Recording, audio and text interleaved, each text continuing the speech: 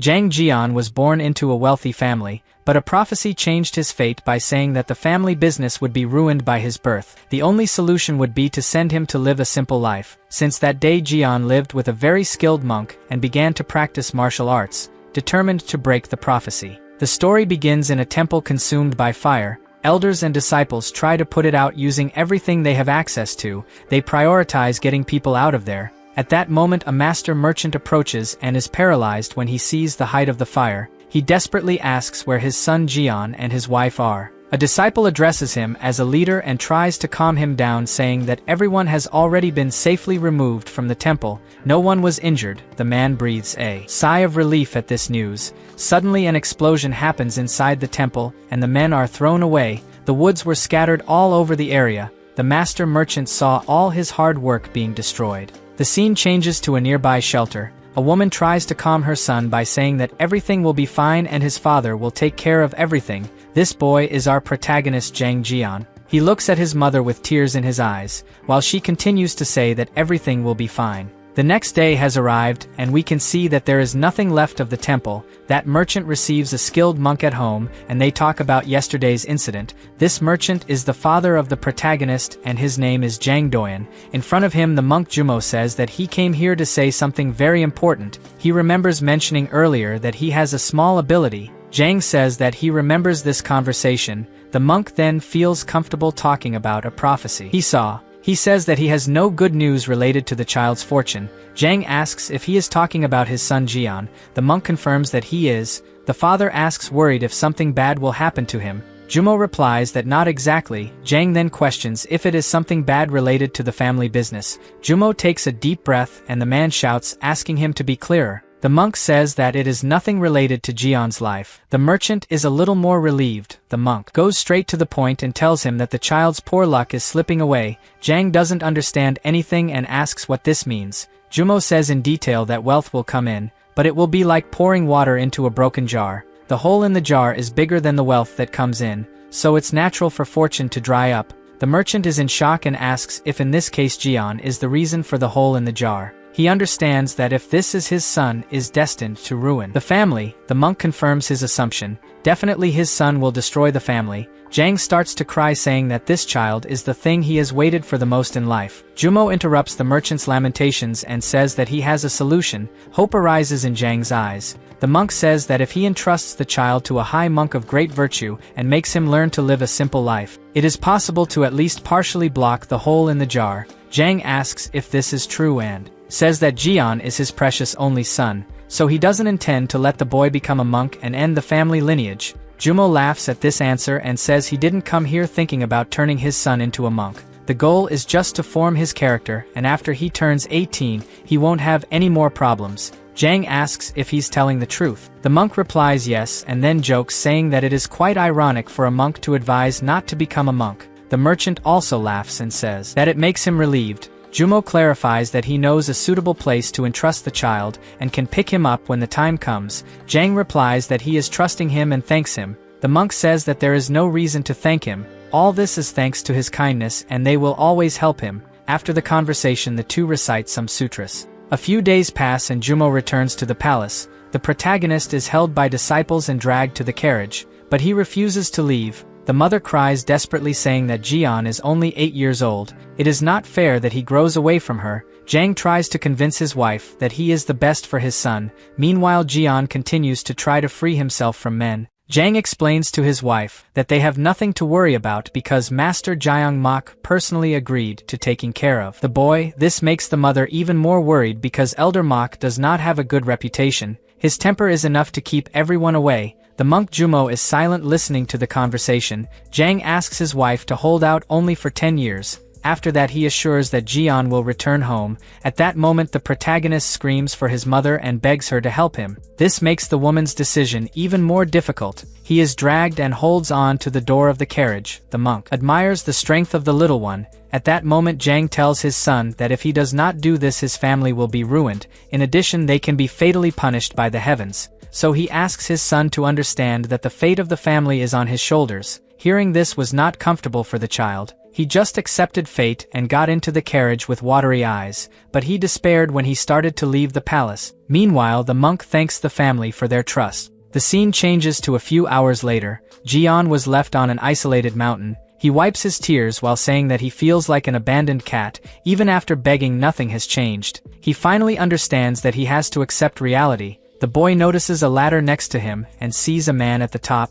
Jian looks at the man and says that the reality is that he will now have to live with that skinny old monk for the next 10 years. A few minutes later, the two greeted each other and Jian sat while his master took care of the garden. The boy didn't seem happy as he remembered his father's words about his fate being cursed, and that it would ruin the family. Jian feels guilty and tells himself that he doesn't want his family to be harmed. His biggest fear is that some divine punishment will fall on his parents and they will be murdered. Thinking about it, the boy says that he will be content to spend 10 years here with it. Monk mock. He doesn't think it will be as bad as it seems. Meanwhile, the man continues to take care of his plants without paying attention to the child. On the other hand, Jian gets bored and says he needs to do something. He looks around and has an idea. The protagonist quickly grabs a broom and starts collecting the leaves on the ground. The monk mock asks why he is sweeping the leaves when they will accumulate again. Jian replies that he is doing it because he felt like it. The man then replies that it won't work. There's no point in trying to impress because he won't teach martial arts. The protagonist thinks the bald man is crazy and immediately says he doesn't want to learn any of this and isn't even trying to impress. Mock feels that Jian is just playing hard and says that he is typical of a merchant's son. Then he says again that he has no intention of teaching him Shaolin martial arts. This insistence makes the protagonist angry, and he seriously says that he didn't come here to learn martial arts. The answer bothers the man, and he feels that he is being belittled by the brat. The monk mock does not like to deal with people, and thanks to this he spent 30 years living alone on this mountain. He also refused to accept disciples, claiming that he was a nuisance and that he did not have enough skill to teach. This lasted for many years, until last week he was summoned by a superior monk. He told Mock that loneliness becomes unbearable when you get old, especially with no one to talk to, so he advised him to consider bringing that boy to live with him. Mock refused the proposal, initially saying that he didn't want to take care of any brats. But the monk said that it was a request and a destiny given by Buddha.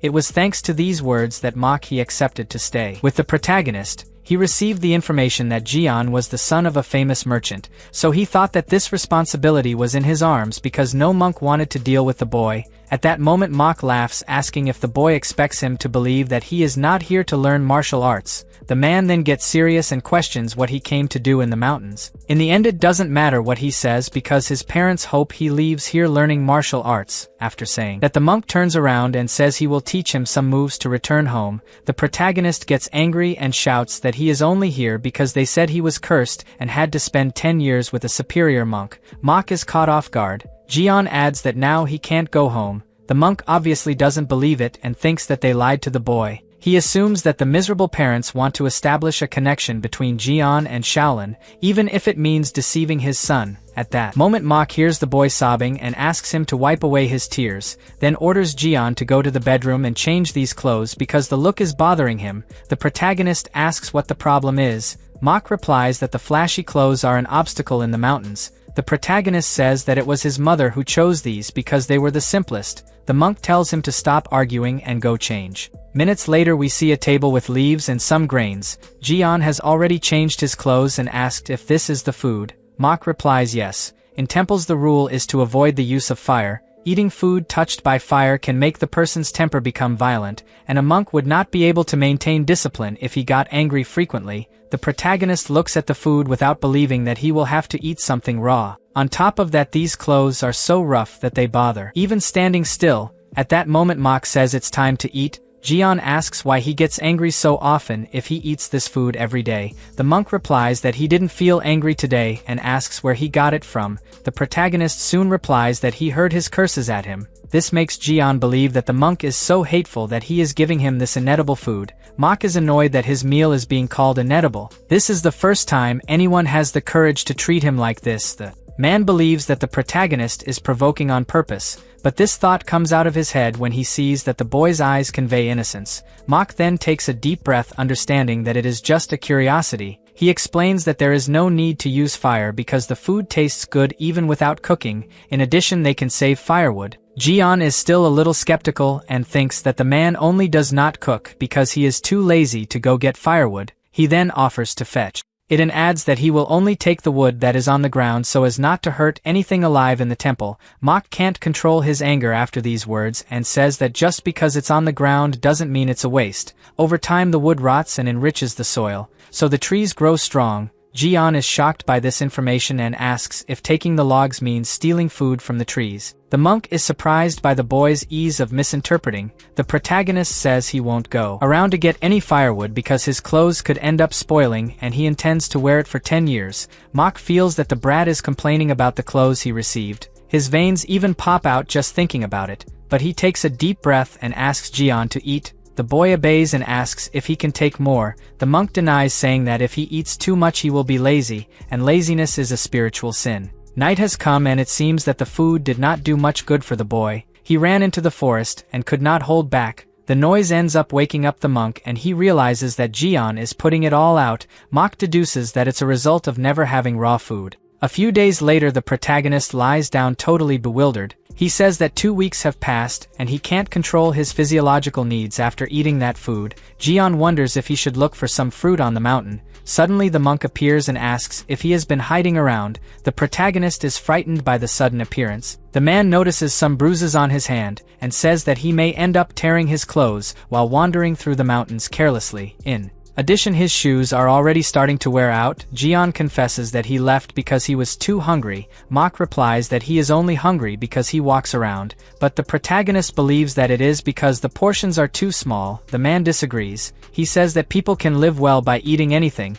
Just believe that it is enough. Jian lowers his head and sadly replies that it is difficult to live like this. Mok says that it is more difficult to do good things and avoid sins that bring punishment. Difficulties are part of the path, and he needs to adapt. The protagonist becomes sadder and sadder when he realizes that the man has no intention of helping him. Anyway, he is determined not to go hungry. At that moment the monk turns around and starts to leave. He says he needs to do something and asks the protagonist not to leave here. Jian, he remembers the words spoken by the bald man about standing still so as not to feel hungry and decides that from today on only he goes to sleep all day. The monk looked back when he heard a noise from the boy celebrating and didn't understand anything. The protagonist feels that this is a very smart idea. Later that day the man decided what he had to do and returned home. The scene he found was the boy sleeping all awkwardly between the sheets. Mok screams, asking why he is relaxing like a spoiled child when the sun is shining outside. This scream was enough to make the protagonist wake up scared.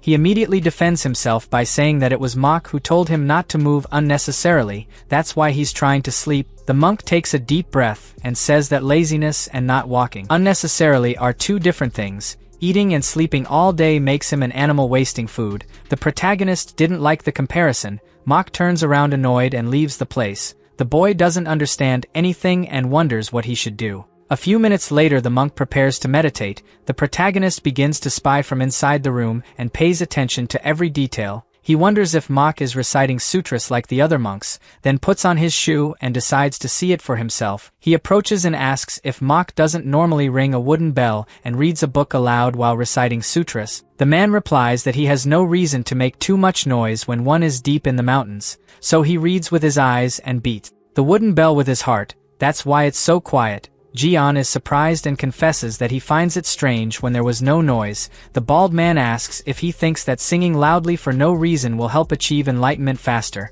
The protagonist is annoyed by the way he speaks and mentally calls him a stingy man. He believes that the monk avoids making noise because he doesn't want to feel hungry. At that moment Mok asks the boy to stop disturbing his meditation. Jian obeys and returns frustrated to the room. He feels that it doesn't matter what he says because in the end he will always get scolded. Suddenly a light goes on in the boy's head, and he has an idea. The protagonist thinks that if he imitates everything that old man is doing it will be better. Maybe he can get some tips if he observes how he moves little and doesn't get hungry. The next day arrives and the disciples wake up when the sun has not even risen yet. They clean the whole temple and tidy up things. At that moment the monk gets up and in an instant he organizes all the blankets. The protagonist realizes this and is shocked, thinking that it is magic. Mok looks at him and says that if he has woken up early he should not lie down like a lazy person. After that the man comes out and stars in him quickly arranges his sheets. He tries to imitate the man, but it gets a mess, so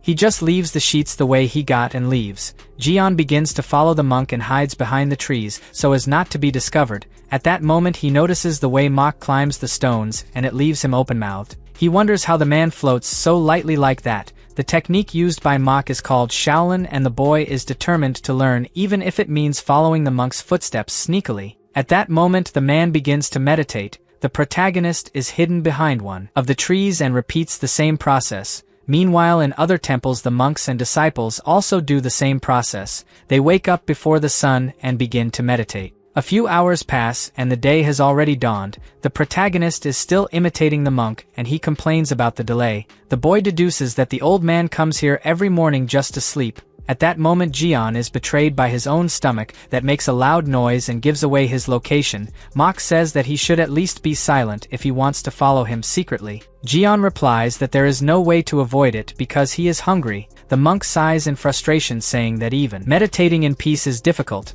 The protagonist notices a white thing come out of his mouth and goes straight to the monk's nose and asks what it is. Mok calms down telling himself that in the end this brat is just a curious child, just like children are at his age. The man then wonders if he should explain all this to someone who is not even his disciple. The protagonist's innocent eyes end up captivating the guy, and he decides to tell a little because it's not like this technique is secret. Meanwhile Jian stays downstairs waiting for an answer. Mok says that the practice he is doing now is a secret internal energy method called Ijin Jing, and what he saw resembling smoke is called Qi. The protagonist is surprised. Mok adds that Qi energy exists throughout the universe and you can live a healthier life by absorbing it into your body. This information catches Jian's attention, and he deduces that this is why the old man never feels hungry, because he has been secretly absorbing Qi. All along, the monk explains that if you do this daily you will be able to absorb it throughout your body and accumulate. After that it becomes what martial artists call internal energy. The protagonist gets excited hearing this and mentally says that it is much easier to eat air instead of feeling hungry all the time, so he decides that he has to secretly learn how to absorb Qi like the monk does. At that moment Mok gives him the green light to stay by his side while he does the training. But the only thing he asks is that the boy does not interfere. Jian agrees and goes back to the back of the tree. The man looks at him and has doubts if the boy gave up. The guy says to himself that he would definitely teach a Taoist technique if Jian asks something more, but it seems that he is satisfied. The monk then goes back to his training while the protagonist tries to learn how to absorb Qi. A while later the sun starts to get stronger and the monk understands that it is enough for today. He gets up and sees that the protagonist is still there. Mok is surprised to see that Jian has perfectly executed the lotus position. It is a difficult position even for novice monks and they usually cannot stay for half an hour, but the protagonist is like this for 2 hours, which is impressive. He observes how the boy is concentrated. Minutes later they walk towards the house. The protagonist can barely walk and complains that his legs are hurting. He does not accept that an old man is fully intact after doing the same treatment. In addition, it seems that the monk floats instead of walking. The boy wonders scared if this bald man can be a ghost. Suddenly Mok interrupts his thoughts and tells him to walk faster. Jian obeys and continues to admire the way the man walks, without moving his arms and with a lightness in his feet. The protagonist comes to the conclusion that Mok moves like this to avoid getting hungry. They finally get home and start eating. The protagonist thinks that today was a very good day to collect information. Before he hadn't noticed much that the bald man doesn't waste movements in his daily actions. He spends his energy as little as possible, totally different from the employees that Jian remembers seeing in his house. Suddenly Mok scolds him for wasting time thinking instead of eating. The boy immediately turns his attention to the meal. The monk observes confused that today the protagonist has followed him since dawn and repeated all his movements, as if imitating his actions. After eating, the two sit together at the monk's study table. Jian feels that the atmosphere has become tense and wonders what the old man is thinking. At this moment Mok says that the book that the boy took is basically about teachings and duties for monks. It is difficult for an 8-year-old child to read alone. Jian agrees that the scripture is too difficult for him. The monk replies that he has no need to make an effort because he is not even a disciple of Buddha, so he has no obligation to learn. Jian replies that he understands. Mok admires the way the boy always answers, clearly and precisely. He thinks he may have to buy something from the brat's age, at least for him to feel more included. Soon the monk shakes his head negatively and wonders why he would do this for this child. After all, at some point he will get tired and give up reading. At that moment Jian gets up and looks for another book on the shelf, still complaining that his legs are numb. At least now he doesn't feel so hungry. Suddenly he hears a noise outside the house and asks what the old man is doing. Mok does his daily exercise and Jian repeats the movements. The guy looks scared, wondering if this brat intends to imitate him all day because he has nothing else to do. Mok decides to make it difficult to see how far he can go. Jian loses his balance a few times because the master's movements are slow, and on the first attempt he falls to the ground. Mok smiles satisfied. He already expected the boy to fail because it is useless if he just copies this training without any base. The man continues the movements while Jian stays on the ground. He says that he must study yijinting before to be able to perform the training properly. The protagonist gets up irritated and questions if the man didn't say that it wasn't good to move unnecessarily to avoid hunger. Mok replies that this training is to keep the body healthy. It helps in the circulation of energy. The protagonist complains about not being able to keep up because he does it too slowly. The monk admires Jian's determination, but remains determined not to teach him Shaolin martial arts. He explains that there is a reason to move slowly. It is to concentrate the mind and observe one's own body. The slower you move, the more clearly you can see what is happening inside your body. Jian asks if it is really possible to see inside your body. Mok replies yes. When you take a step you observe which muscles move. You can see how your arms move and how you breathe. After getting used to it, it is easy to understand even the hair of your body. Jian does not see the importance of knowing this. The monk takes a deep breath and wonders if he will have to draw. Anyway, the man decides to simplify and says that the human body is composed of hundreds of bones, thousands of blood vessels, muscles, and the 8 extraordinary meridians that serve as a source of vital energy. All connect to each other. The protagonist touches his belly and says that this is why he feels so hungry. The man realizes that in the end Jian will always find an excuse to say that he is hungry. He turns his back and says that the boy can eliminate unnecessary movements and focus more energy on the essential parts. At that moment Jian is paralyzed. He remembers that his father always said about getting the greatest effect with the least effort.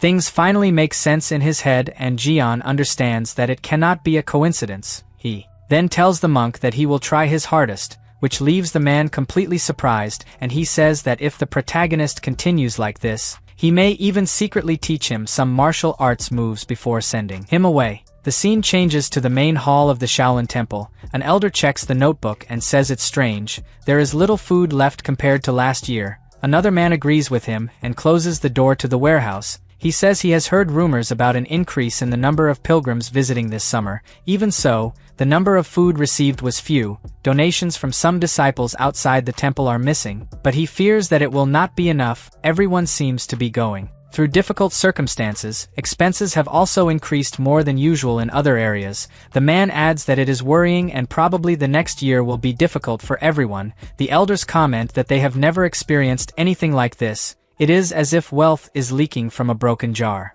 Winter arrives. Even with the heavy snow, the monk Mok follows his routine. The protagonist wraps himself completely in the blankets while complaining about the cold. He remembers how his house was always well heated, but here the monk denies any access to the fire. Even so, the protagonist preferred not to say anything to the man. The monk was even surprised because he expected Jian to ask to go to the temple, but he didn't say a word. Mok understands that he can't let the situation continue, because the boy could end up passing away from frozen, since his body is not prepared to withstand this temperature. His reputation would be much worse if he let the son of a famous merchant pass away. Then the monk decides to check if the oven is still working. Meanwhile, the protagonist keeps repeating to himself that he won't be a burden to his mother. A little later the fireplace is turned on and the boy is warmed up. Mok complains silently that the chief monk left a child in his care, even though he knows he hates dealing with people. At that moment he puts the wet towel on Jian's forehead while the boy is sick. Mok says it's very strange. The cough keeps getting worse even with the room hot and the fever hasn't subsided. The monk thinks about whether he should go to the main hall to get some medicine, but people may ask why he didn't take care of the boy properly. The bald man is in doubt about what to do because he has never come across a situation like this before. Meanwhile, Gain continues to get worse and coughs violently. Mok takes off his shirt and asks him to sit down for a while. The boy obeys but looks very dejected. The monk decides to heal him by infusing his internal energy. This is the last resort. Losing internal energy will delay several years of training, but he has no other option. At that moment, the monk touches the protagonist's back and begins to infuse energy. At that moment, a strong light spreads throughout his body, and he feels difficulty entering the boy's body. This happens because Jian has not learned any internal energy technique, so his meridians are not fully open. There is no other option but to force. The protagonist begins to receive the energy. This process is equivalent to 10 years of Ijin Jing training. It's as if he has taken the elixir of life. Suddenly Jian feels a very strong pressure inside his body and screams. Mok believes that it will be more difficult for the protagonist to learn other internal energy techniques later. A few hours pass. The protagonist rests on the bed while being watched by the monk. Fortunately, it was a success, and now the boy will only have to recover. Mok says that at the very least this brat will not get sick for decades. Even if he is seriously injured, he will recover much faster than the others. But the man regrets having lost 10 years of training. He decides to take it as if he had saved a poor soul. Mok checks on the boy and feels a little guilty for having neglected him. In addition to getting sick, the boy became much thinner than expected. When he got here, he looked much healthier. Mok takes a deep breath, thinking he made a lot of mistakes. He always believed that he should keep as much distance as possible from people, but now he is feeling sorry, a feeling that had been excluded from his life many years ago. Your disciple. At this moment, Mok is positioned to begin his meditation and thinks that perhaps understanding the suffering of others will help him to eliminate his own attachments. He may even find the path of wisdom that Buddha spoke of. 3 days later, the snow decreases considerably.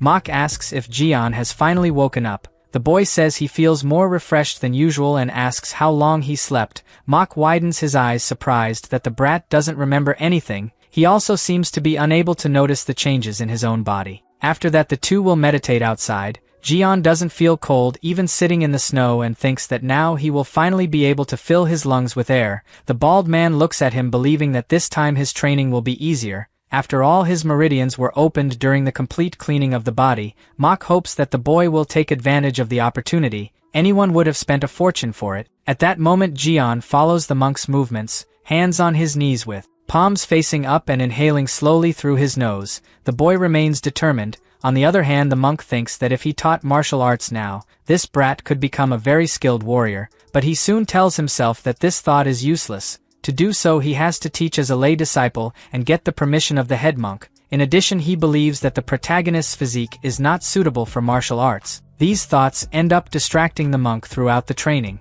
A few days later, the protagonist continues the usual training. Suddenly, he feels a slight tingling in his nose and abdomen when he inhales. The boy realizes that he is finally gathering energy. He smiles, saying that it was worth following the master. At the end of the afternoon, the monk approaches to see how the brat is doing and notices that he seems excited. In addition, the bald man felt a different energy in today's training. This makes him think that the protagonist may have learned the Dantian breathing technique. The monk quickly jumps from the stone in disbelief. He says that there is no way the brat can do this on his own since he never learned. It is probably the energy of his own cultivation that is still circulating in the environment, but as soon as he lands on the ground, this thought disappears. The man feels his body heavy and assumes that it is from the loss of the 10 years of internal energy at once. He passes by the protagonist and says that is enough for today. Jian asks for a few more minutes, but soon realizes that the monk is not in a good mood and obeys. The next day, the snow is almost all gone.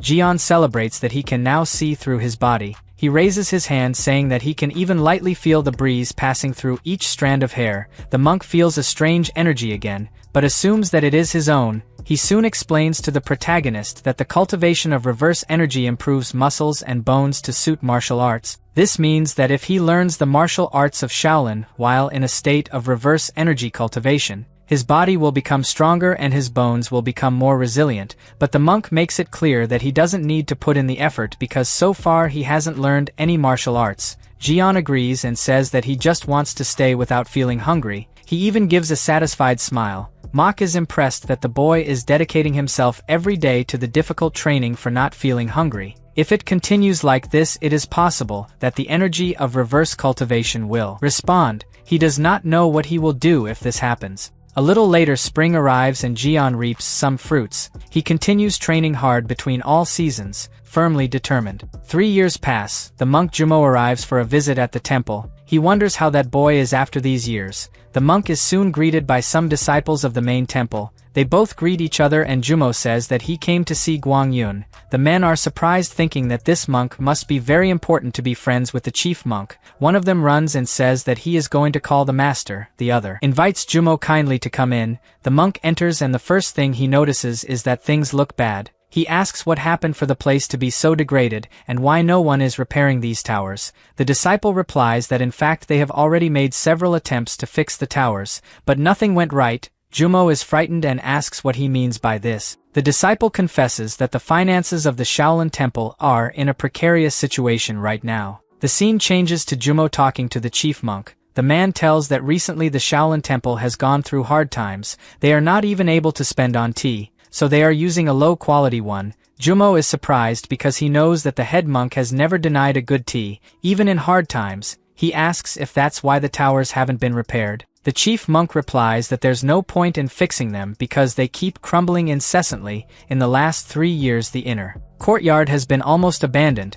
Suddenly Jumo remembers something and asks if it could be that. He takes a look at the temple and realizes that it's been 3 years since he brought Jian to the Shaolin Temple. The monk wonders if the boy's bad luck could affect this place. It's a bit absurd to think that because this is the renowned Shaolin Temple, in addition the protagonist was not even accepted as a disciple. He just came to the nearby mountain to be taken care of, so it doesn't make sense that the Shaolin Temple is collapsing because of him. Jumo believes that it is only a coincidence and tells the chief monk that as much as it is not normal, he can help with money from his sect. The chief monk kindly thanks him for the generous offer, but explains that fortunately the harvest in Sadap has been abundant every year, so they don't have to worry about food. Jumo is scared to hear this because it is exactly part of the prophecy about the protagonist. Things go well, but there are always more expenses. It is like trying to fill a leaky jar. Jumo starts to back down and the head monk asks if he is already leaving. Jumo replies that he intends to hold 10,000 worships for Shaolin in the temple hall.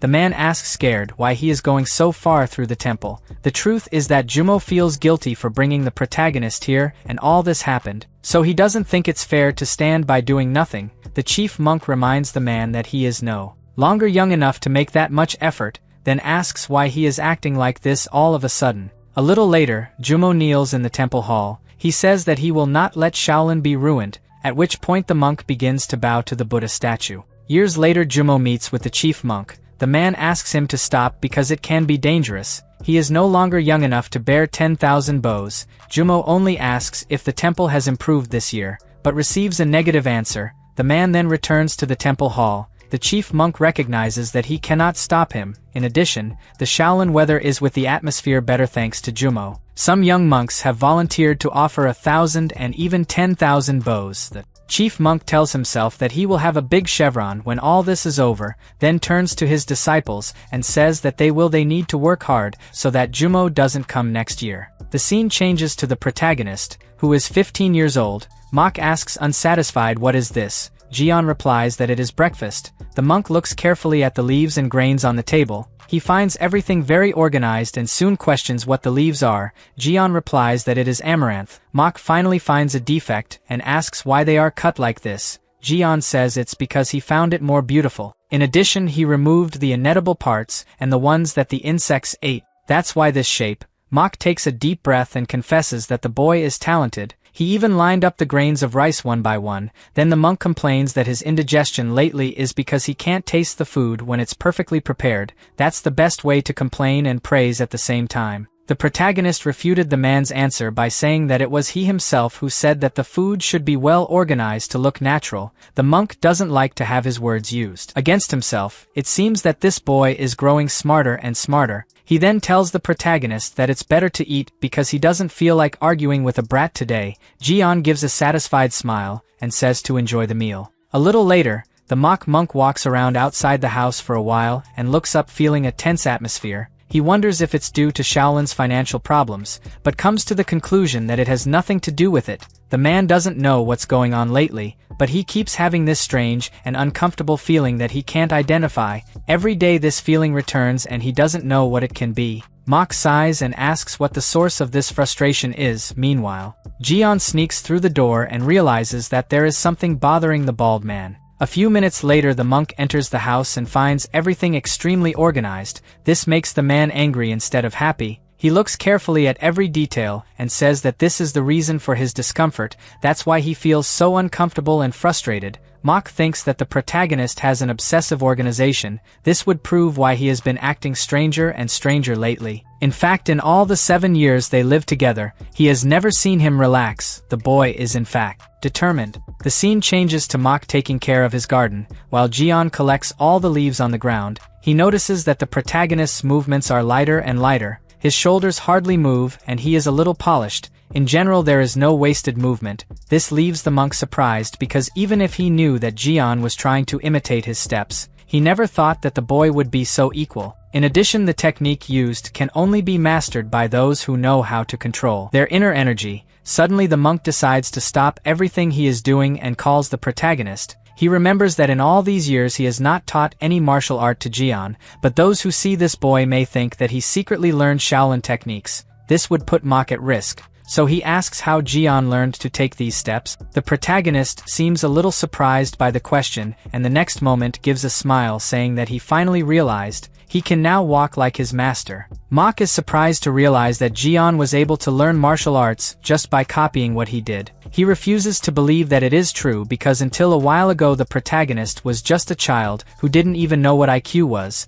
The monk asks a new question about when it started. Jian says that until yesterday he couldn't do it very well, but he tried today and it just worked. He explains that he has been trying since. Mok said that to avoid hunger you just don't waste energy on unnecessary things. During these years his head reflected on how he could achieve maximum results with minimum effort. The monk is frightened by this answer and believes that even with effort it should be impossible to learn, so he asks if Jian really thought he moved minimally to avoid hunger. The boy asks surprised if that wasn't it. Mok looks at him with a silly face and then asks for his hand. Jian obeys and wonders what the guy is trying to find out. The monk checks the protagonist's meridians and discovers that he has internal energy. Not only that, it's like the kid has at least 20 years of internal energy. Mok is impressed because he never taught him any breathing techniques and he never had time to secretly train. It doesn't make sense that he has accumulated so much inner energy. He decides to better understand how this happened and asks how Jian has been breathing every morning. The protagonist makes the movement of inhaling and exhaling, then says that if there is one thing he has done is consume a lot of air. Mok is scared to see that the boy is breathing qi. Now it makes sense. For 7 years he has been practicing the Henggong technique. The monk begins to remember that a few years ago he opened his meridians. Probably his consistent practice of Henggong allowed him to accumulate inner strength without knowing it. At that moment the protagonist interrupts the man's thoughts and asks why he is so serious. The monk tries to disguise it by saying that it is nothing and explains that the step he performed is a Shaolin technique called Boyang Shinbo. The monk asks how he managed to imitate so perfectly. Jian replies that he observed that Mok always walked without moving his shoulders. In addition, he steps lightly while looking ahead. The boy shows in practice how it is. Mok watches paralyzed as the protagonist performs Boyang Shinbo's enhanced technique. It's as if the boy had invented a different type of step within the original technique. Initially Boyang Shinbo was prepared as a combat technique, but this boy's steps are not for combat.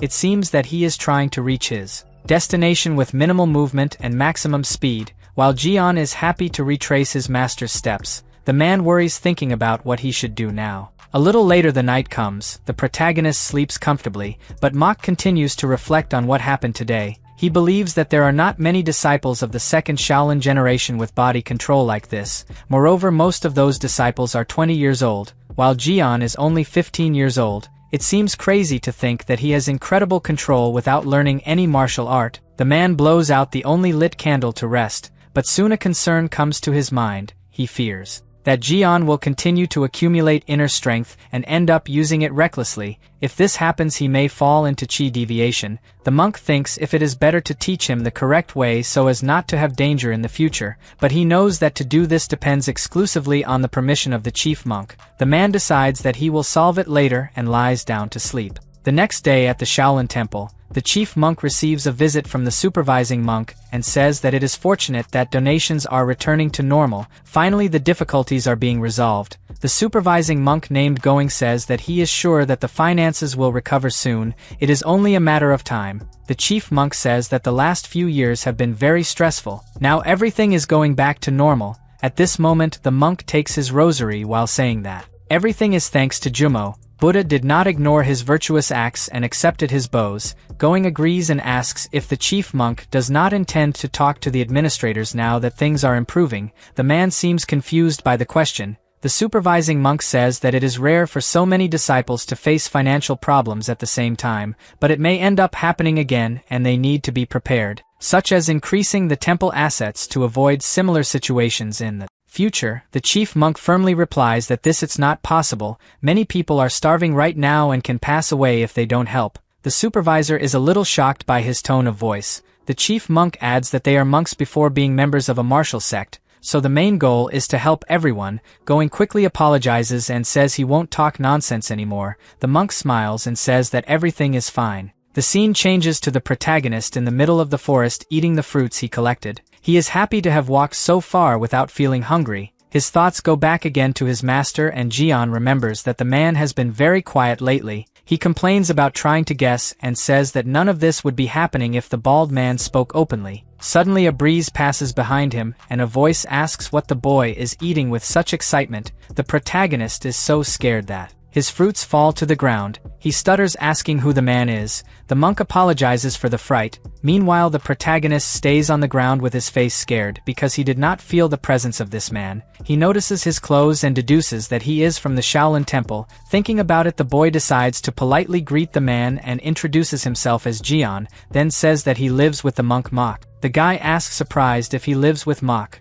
The protagonist questions if he knows him. The man observes the boy's clothes and says that it really makes sense for him to live with Mok. In the next moment, he confesses to Jian that he has seen him several times. This leaves the boy surprised because he doesn't remember the monk. The guy asks if it wasn't him who was eating some mountain fruits a few days ago. He remembers seeing the boy use the Yangjosu technique to get the fruit. Then he used the Kpolyang Shinbo step technique. The monk wonders if Mok taught these movements, but remembers that he does not accept any disciple. Of all this, the most surprising thing is to know how the boy managed to live with someone as strict as Mok for 7 years. The protagonist asks if the man also finds his master strict. He confesses that it was very difficult when he arrived here. In fact, Mok scolds him to this day. The man laughs and says that Mok really is like that, but Jian is confused and asks who he is after all. The monk realizes that he has not introduced himself so far and says that his name is Hong-O. His level is higher than that of the current head monk of the Shaolin Temple.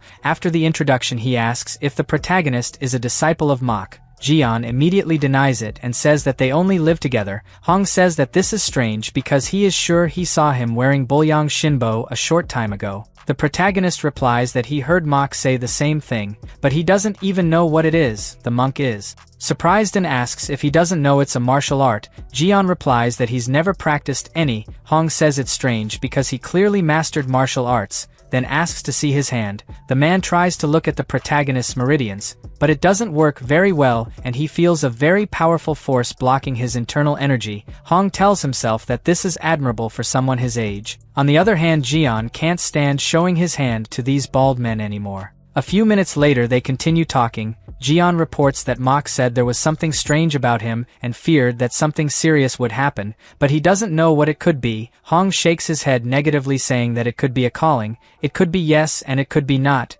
This answer left the protagonist more confused than at the beginning. He asks what he should do now that there are only 3 years left. Hong asks scared what will happen in 3 years. He asks for the full story and says that maybe he can help him. Jian feels safe and tells him that he has been away from his family for almost 10 years thanks to his bad fate. It all started when he was 8 years old. Half an hour after the protagonist finishes his story, Hong is paralyzed, realizing that this 15-year-old boy learned martial arts only by imitating Mok. He believes that Jian is a truly rare talent. If he learned some simple martial arts techniques, he would definitely be hailed as a rising star. At that moment Hong says that the head monk's vision of handing him over to Mok was really amazing. The protagonist soon asks what he should do now that there are only 3 years left. Hong asks him to calm down because there is nothing worse than living with an evil guy like Mok for 7 years. The monk adds that worry sickens the body and Buddha will not abandon the merit he has accumulated so far. Jian confusedly replies that he has not accumulated any merit. Hong thinks about it and wonders what he should do. He then asks the protagonist not to talk about his visit to the monk Mok. Jian replies that he cannot lie to his master. The monk says it's not a lie and adds that it's just to surprise Mok later. The protagonist believes the man and agrees. Hong then says goodbye saying he needs to go now. The two greet each other and the man leaves. Jian is alone and realizes that this monk walks even faster than Mok. Maybe I could learn to walk like that one day. A little later the scene changes to the Shaolin temple. The chief monk asks what Hong came here to do. The old man asks if that Mok child is practicing martial arts even if he is not a disciple. The supervisor asks if Hong is sure of it. The chief monk says that Jian has been in Shaolin for 7 years. It would be strange if he didn't know at least a little bit of martial arts. Hong angrily asks if the boss is plotting with Mok pretending that the boy is not a disciple. The monk replies that he has no reason to lie, but Hong disagrees and says that that boy knows the Yangjosu and Bulyang Shinbo techniques. This information catches the chief monk and the supervisor off guard. The boss asks with fear if Hong is talking about Shaolin's secret techniques. The supervisor says that if this is true it is very dangerous. After all, that boy is not even a disciple. It is against the rules to teach the secret techniques of Shaolin to a child like that. The chief monk takes a deep breath and says that he is sure that Mok would not do that. Then there must be some reason. Hong asks if they think he's lying. The guy says he saw it clearly with his own eyes, so just make Mok kneel down and see if it's true or not. The men are surprised by Hong's violent way. The chief monk calmly replies that he will solve the matter and asks if the guy has anything else to say. Hong laughs and says that the monk is very smart. He then says that he has recently made a breakthrough and needs the Jade Buddha staff. The supervisor is surprised by the man's audacity. The chief monk immediately replies that it is not possible and adds that it is good for him to be aware of the significance of the sacred Shaolin relic. Hong doesn't take the answer very well and gets angry asking if they are saying that his advancement is not worth it. The chief monk stands firm in his decision and asks if the guy intends to go over the will of his predecessors, then reaffirms that he will not change his answer. This makes Hong even angrier. The supervisor seems to guess the reason for so much desperation to acquire the Order of the Jade Fire. Only the head of the generation can use the authority of the Order of the Jade Fire to alter any rules or principles he deems necessary. Hong already has a ban that prevents him from accepting more disciples, so he probably wants to use the decree to lift the ban. The supervisor deduces that the monk wants to steal Mok's child and use him as his disciple. Suddenly Hong starts yelling at the chief monk asking if he is refusing to deliver the Jade Fire order. The chief monk tries to keep calm and remembers how this guy has a difficult personality. From a young age he had a violent tendency and loved to bother others. He received reprimands from his master every day, and even after getting old nothing changed. At that moment the chief monk moves his rosary, while saying that manages to manage up to 2 shurchen a day. The supervisor tries to stop him, but the monk replies that this is not a violation. Hong gets excited and says he will keep his promise. The supervisor looks totally frustrated as the man says goodbye. At the end of the night Jian walks through the forest with Mok. The monk realizes that his step has improved a lot since the last time, but he has no idea how his technique keeps improving without any teaching. Suddenly the monk notices that the protagonist is smiling and asks why he is happy. Jian stops for a moment and replies that he can absorb more qi during these hours of the morning. He says that he has compared it to the qi he absorbs throughout the day, so he is sure that the best is during the night. Mok asks scared if he is saying that he absorbs qi all day. The bald man thought that when Jian disappeared it was because he was picking fruits. The protagonist replies that initially he thought he could only absorb qi if he did the lotus position. However, he found that he can also absorb even while folding the blankets or sweeping the yard. Mok asks if he always maintains this breathing technique. Jian asks confused if he can't. The monk knows that practicing this breathing throughout the day is usually so boring that without focus there is no way to store it, so he always thought it was impossible to store qi during daily chores. But this would explain how the protagonist has so much energy internal. The monk then tells the boy that doing the technique recklessly will not increase his martial arts skills. Jian soon replies that he has not learned any martial arts. Mok asks surprised if he knows that trying to store chi constantly will not produce significant results. The protagonist replies yes. He only does this during the day because he has already gotten used to it. Mok starts to sweat cold, realizing that the protagonist does not understand the danger he is in. If he keeps accumulating internal energy without control and tries to use it in a clumsy way, it can result in a deviation of chi. Meanwhile, Jian looks at him without understanding anything. The next day the two wake up early and go to training. Mok observes Jian and tells himself that he is afraid that someone will find out about it. He has no way to hide this presence for long. Thinking about it, he decides that telling the chief monk is the best choice to protect Jian. The scene changes to Hong's house. He asks one of the men why he is refusing the tea. The white-haired man is the saint of the sword.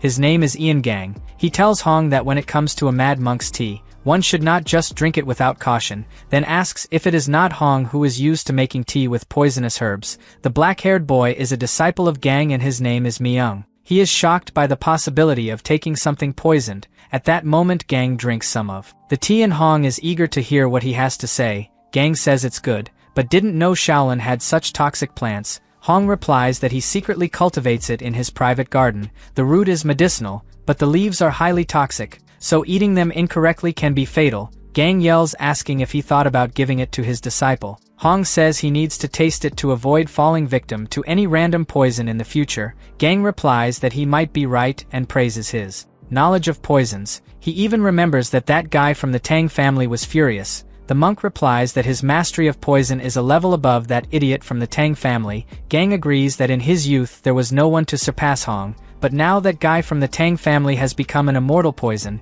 Myung recognizes this name and is surprised because the immortal poison is one of the 10 best masters of martial arts. It is strange to think that the immortal poison of the Tang clan once stood below Hong in poison domain. Gang says that it is not that shocking and remembers that he has already lost to Hong in the sword technique. Myung asks scared if his master is seriously. Gang says it's true and that Hong is a great genius. His techniques in his youth were untouchable. Even his clan was left behind. Hong yells, asking why the guy is remembering these old stories. Then says that if he can't achieve enlightenment, it will be all his fault. Gang agrees to stop talking. If he admits defeat, Hong reaches the height of stress and asks if he came here just to bring it up again. The gang takes a deep breath and says that for the sake of the Shaolin Temple, it would be good if the man passed on his martial arts. The monk refuses this idea and tells him to take care of his own sect. Gang then asks him to admit that he lost, since his only disciple was Mok and he didn't learn martial arts. Gang adds that it's too late for the man to get another disciple, so he should just give up and confess that he lost the bet. Myung silently observes the discussion and comes to the conclusion that this bet was part of the internal conflict of the two masters. This is because they had many different opinions about martial arts, and to solve the problem they created disciples. So they bet that the result among the students would decide who was right. At that moment Hong says that everything would have been different if Mok was not so stubborn. Anyway, the man is not willing to accept defeat and asks Gang to wait a few more years. Gang feels hope when he hears this and asks if Hong has found any promising students to continue his legacy. The monk just replies for him to wait a few years. The guy starts joking, saying that he hopes to be alive when this child can surprise them. Hong replies with fire in his eyes that he just needs to stay alive for 5 more years. This statement left both the master and his disciple surprised. Gang realizes that this guy is looking to get into trouble again. The scene changes to Mok at his house. He becomes thoughtful after receiving one of the chief monk's disciples at his home. The man asked him to go to the temple and take the child. Mok is worried because this visit means that they already know about the protagonist. At that moment he approaches and tells Jian that they need to go to the main monastery today, so the boy must be the most polite when he meets the chief monk and the elders. Jian doesn't seem to like the idea very much, and the man asks if he doesn't want to go, but the boy replies that he feels he will feel hungry during this journey. The monk doesn't believe that this is the complaint and says he will see if there is any cake left from the fall festival to take. The protagonist can't hide his happiness and says that they must go now, so Mok is shocked by the brat's audacity. A few minutes later they start to descend the mountain towards the main monastery. The protagonist remembers that 7 years ago he thought he wouldn't last long because of exhaustion, but now he manages to descend quietly without feeling hungry or tired. It's a big breakthrough for him. Meanwhile, the monk follows in the footsteps of the boy behind. He watches carefully until he realizes that the protagonist has performed a new technique, the Great Arhat Zen step. This time the man cannot understand how Jian learned it because it is a technique he has never shown. These thoughts irritate the bald man, and he blames the chief monk for having chosen him to take care of this child. The scene changes to a few minutes later, with the two entering the main monastery. Jian finds everything very beautiful and organized. Mok motions for him to be quiet and says that inside the temple he can't make noise even when walking. The protagonist said he doesn't have to worry, and the man complains that this brat always has an answer on the tip of his tongue. Jian stops talking when he notices someone coming. At that moment, two monks approach and ask the reason for the unexpected visit. Mok asks if he needs any reason to come here and replies that he came to see the chief monk. The men start to sweat cold, and one of them replies that he understood perfectly. The protagonist notices the monk stuttering and realizes that everyone really thinks Mok intimidating. Suddenly he catches his attention and tells the brat to be faster. Jian gets a fright and starts following him. They both arrive at the cafeteria and meet with the chef. Mok is surprised that Gryo is still in charge of the cafeteria. The guy replies that he gets restless if he is not working. As they talk, the protagonist stares at the cafeteria wondering if this is where all the food in the Shaolin Temple is done. Gryo soon notices the boy and asks if the monk has accepted a disciple. Mok asks if the guy can't see this boy's hair. It's obvious that he's not a disciple, just a child who is in his care. The guy gives a smile and greets the protagonist. Jian also responds happily. Mok asks Gryo to take care of the boy and serve some cakes while he goes to talk to the head monk. Jian and Gryo like the idea, so Mok says goodbye to the two and starts to leave. The chef asks the protagonist to wait a while he goes to get him a candy. The boy is obviously happy and thanked. The next moment the chef comes back with 3 moon cakes. The protagonist looks at that dessert as if he were in heaven. His eyes shine, and he says that it looks much more beautiful than those in his house. Jian even cries with happiness and prepares to eat. At the first bite he feels that he is in paradise, and that he has found true joy.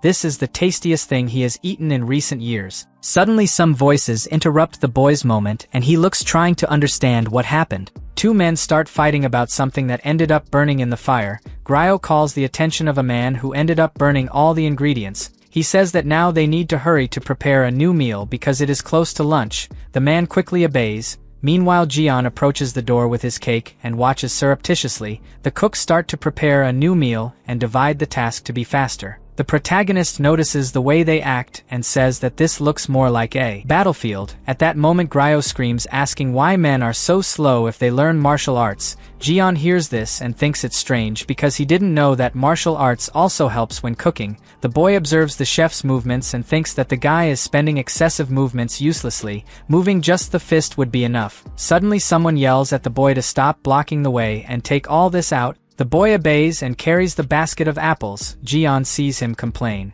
that he won't be able to peel all this by himself before mealtime, so feeling bored he decides to help him pass the time, but the child refuses, saying that this is his job. Jian says that he is very good at peeling apples, and in addition he will be sorry if he can't finish it on time. The boy asks surprised if he really wants to help, and the protagonist smiles. Some time later the two start the work. As we can see, the protagonist lied when he said he was good at peeling apples. The boy tries to teach by saying that it is necessary to peel the skin very thin, otherwise the chief monk will scold him. Jian feels bad for not being able to cut a simple apple. The boy says that the fault may be the wooden knife. The protagonist thinks about it and asks if he can't use a steel knife. The boy replies that the chief monk thinks he's too young to use a metal knife. He sighs tiredly and says that today he will be scolded. At that moment Jian looks confidently at the apple as if it were his biggest enemy and says he'll solve it. After all, it shouldn't be that difficult. The scene changes to the chief monk saying goodbye to the gang.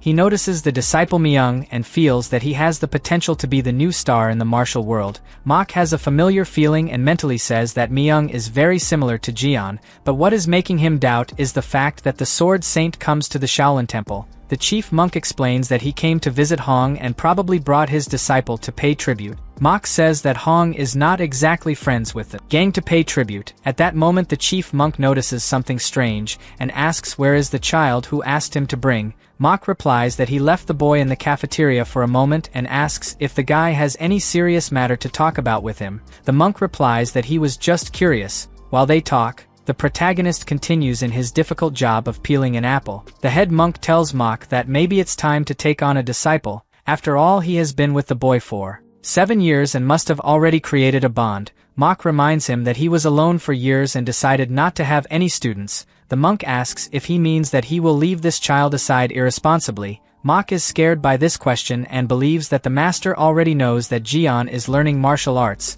Letting someone use skill without having a master is very dangerous and against the rules. He asks how the man knew. The monk replies that it's been 7 years, it's not strange that the child has learned 1 or 2 techniques. The only problem with all of this is that he's learning the combined techniques. Mok tries to explain that he didn't teach anything, but the master points out that the skills came from him, which means he's responsible. Mok understands and asks if they can accept someone who is from outside the sect. The monk says that he has already contacted Jian's family and received permission. This surprises Mok, because he didn't think that the master would be so far ahead. The monk explains that he did it because the children they have little potential, so it's good to invest in someone with true talent. He says that Mok can choose not to be the boy's master, but if he refuses he will have to be punished for teaching martial arts to a child who is not his disciple. Jian will be punished with the cutting of his meridians. Mok's punishment would be to live in seclusion for the rest of his life. The monk asks if he is really willing to go that far. Mok looks incredulous and thinks that it would not be so devastating for him to live in seclusion, but he could not let the protagonist suffer so much. At that moment the monk offers another option if Mok does not want to accept a disciple. The man asks what it is. The master says that he cannot leave a child out there using the Shaolin martial arts without any direction, so he will ask the senior monk Hong to be responsible for the boy. This is the worst option that Mok could receive, and he shouts that he does not accept this. Meanwhile, Gang and his disciples start walking towards the exit of the temple. The leader says that he had another vision of Shaolin, but in fact it is just another big temple. Even so, his Wasan sect has never surpassed Shaolin even once. Myung is surprised and asks if their sect is not currently the best in the martial world. Gang laughs and explains that when people say the best, they don't include Shaolin. All 8 sects are nothing when compared to Shaolin, so they can't afford that. Myung replies that he doesn't understand how Shaolin can be the best if he currently doesn't have any exceptional talent. Gang says that's why he's worried. The disciple asks him to explain better what he is trying to say. Gang says that Myung has a talent that soon everyone will see and he will be like an incomparable figure. When that day comes he will face Shaolin, so he asks the boy to be attentive to each disciple of this temple. Myung thanks the leader for his words and says that he will never betray his expectations. Gang touches his shoulder and asks him to understand that this is also a wish of the Wasan sect. Soon they will beat Shaolin and sees Hong's face of disappointment. Gang takes a step when he suddenly feels a pressure on his body. He stops immediately and uses his ability to see who owns this aura. Gang soon finds the protagonist cutting the apples. He asks surprised if there is something like this in Shaolin, then turns his back and says he needs to see something. Myung doesn't understand anything and follows his master. At that moment he shows a perfectly peeled apple to the boy, who confesses that he has never seen anything like it. Even the chief monk can't do that. He praises Jian, saying that it was amazing. Meanwhile, the protagonist tries to do the same with another apple and complains that it is very difficult to make it perfect. The boy encourages him to continue. Jian thinks of a way to peel it in a perfectly round shape. Suddenly someone approaches from behind him and the boy asks who these people are. Gang replies that they are visitors to the temple and asks if he can watch what the boys are doing. Jian keeps peeling his apple and feels uncomfortable with these guys standing watching them. He ends up losing his skin by getting distracted. On the other hand, the men keep staring. Myung doesn't understand until now what his master came here to do. He then activates his ability and can perceive the strong energy exuding from the protagonist. The guy is surprised, wondering who this boy is and why he uses energy to peel the apple. At that moment Myung calls for his master, but the man tells him to watch in silence. Gang realized that his disciple also saw the energy. He turns his attention to Jian and assumes that the boy is around 15 or 16 years old. Even at this age, he already shows a lot of talent for fencing. At that moment, the protagonist finishes another apple and shows it to the little companion. On the other hand, Gang feels bothered by feeling the desire for the sword in Jian. He remembers that the first time he awakened the desire for the sword was in his late teens. This boy seems to be ahead, that's why Shaolin is feared. At that moment, Gang realizes that Jian has too much hair to be a disciple. The protagonist replies that he really is not a disciple. The leader believes that the Shaolin Temple still does not know the value of this boy. There is a possibility that his talent will be ignored. He decides to get closer and asks Jian to give him an apple. The protagonist obeys and the guy starts saying that they should use an apple peeler. Suddenly Gang starts peeling using his hand as if it were a blade. Jian looks impressed. While Myung comes to the conclusion that he and the protagonist are different, the disciple reflects that the boy's movements of cutting the apples are extremely unnatural. Only the fingertips and the wrist that held the wooden knife moved. His body remains without any movement.